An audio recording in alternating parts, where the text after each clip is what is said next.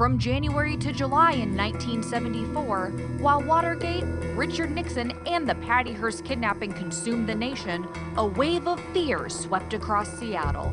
Someone was abducting young women and brutally murdering them. Back in 73 and 74, over a 1.5 year period, 9 or 10 women in the Northwest disappeared, all hauntingly similar in appearance, hair parted in the middle down to below their shoulders. It was something that rightfully made women in Seattle terrified. I mean, women were literally cutting their hair.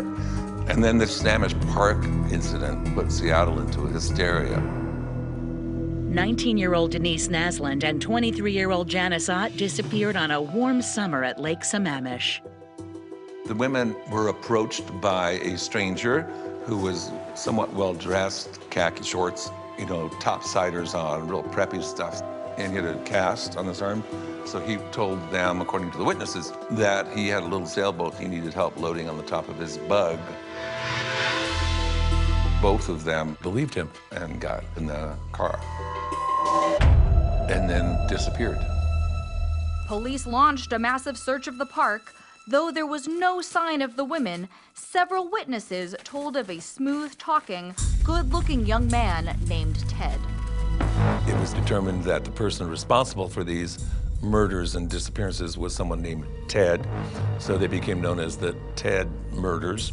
I was a homicide detective for a week when I was assigned the disappearances of Janice Ott and Denise Naslund. The skeletal remains of Denise Naslund and Janice Ott were found by hunters in an open grave east of Seattle. The remains of 3, maybe 4 females were spread across the hillside. That's how things really got started for us.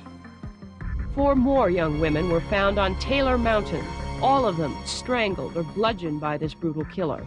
The word serial killer didn't start until the mid-'80s. No one had ever investigated a case like this. We have witnesses that observed our suspect, quote, Ted. I think one of these days we'll find him.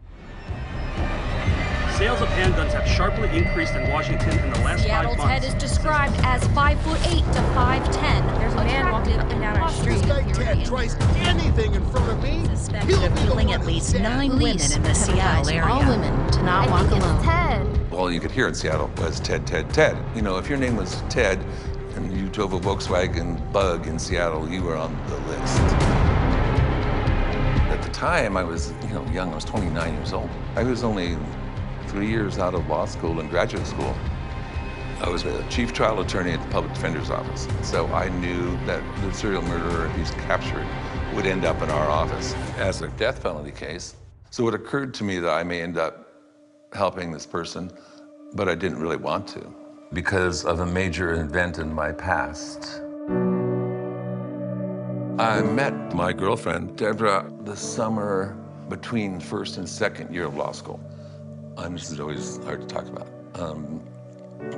And it was 1970, and she was living in Berkeley and going to graduate school, and I was living in Washington, D.C., but we were still pretty much an exclusive couple. She was very beautiful, very smart, and very progressive. She was very anti-death penalty. She was leading the anti-death penalty movement in California, and I was raised that way. The death penalty never made any sense to me, even in high school. Thou shalt not kill, and if you kill, we'll kill you. No, that never made much sense to me.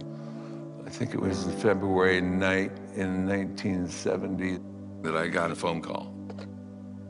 Deborah had been found murdered. And it was a tough time. She was strangled with a cord. It's never been solved. And I wanted to tear apart body part by body part whoever had killed her. So I became a firm believer in the death penalty, at least for the person that killed Deborah. That changed. I had this very vivid dream where Debbie came to me in the dream and said, "Don't honor me by believing in something I never believed in." So that was like a message to me to fight against the death penalty whenever I could. Deborah's murder gave me a very unique perspective from a defense lawyer standpoint. Particularly the defense lawyer ends up representing Ted Bundy. So when it would all hit the newspapers that all these women were disappearing and they put their pictures all together, You know, I really felt awful because of the experience I'd had with Deborah, who looked just like the victims. Police released a composite drawing and description of Ted. And within weeks, more than 3,000 names had been compiled into a list of suspects.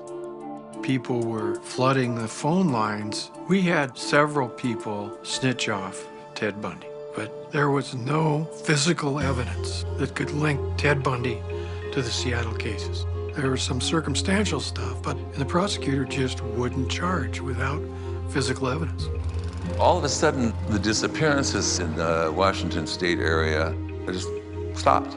The authorities thought the perpetrator was either dead, incarcerated, or had moved to a different state. Well, it turns out that's exactly what happened. Ted had moved from Washington to Utah to go to law school.